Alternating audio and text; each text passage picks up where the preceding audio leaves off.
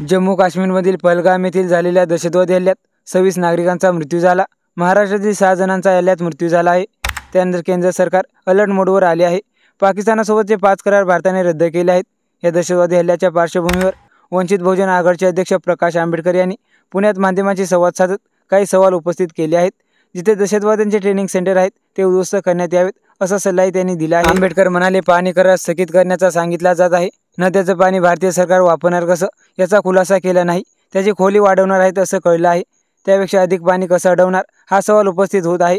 World बँकेची guarantee आहे, त्याचा परिणाम काय होणार आहेत हे केंद्र सरकारने आधी सांगावं असं प्रकाश आंबेडकर यांनी सरकारला विचारलं आहे। सामान्य माणूस हेच विचारतोय की तुम्ही एवढी हत्यारे विकत घेतली, तुम्ही विमान विकत घेतली, पाणबुड्या विकत घेतल्या, नवीन लढाऊ जहाज तुम्ही निर्माण केलं, त्या सगळ्याचा उपयोग काय असा प्रश्न त्या ठिकाणी विचारला जातोय। केंद्र सरकारला आव्हान आहे की तुम्ही ॲक्शन घेणार आहात का? कागदोपत्री घोडे नाचवणं थांबवा, ठोस कारवाई तुम्ही करणार आहात का?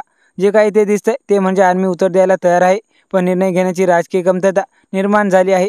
त्यांनी निर्णय घ्यावा। सरकारला, शासनाला लोकांचा पाठिंबा आहे।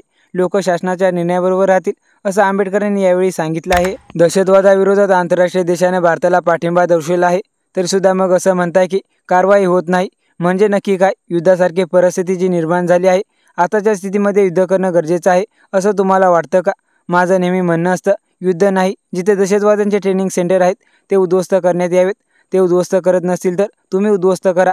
दहशतवाद्यांचे तळ पाकिस्तानच्या अंतर्गत आहेत, मग अशावेळी तुम्हाला ते काय करतात त्यापेक्षा तुम्ही काय करू शकता हे पहिल्यांदा विचार होणं महत्त्वाचं आहे। तसेच प्रकाश आंबेडकर पुढे म्हणाले, धर्म विचारून गोळी मारली यावर काही होय म्हणतायत, काही नाही म्हणतात।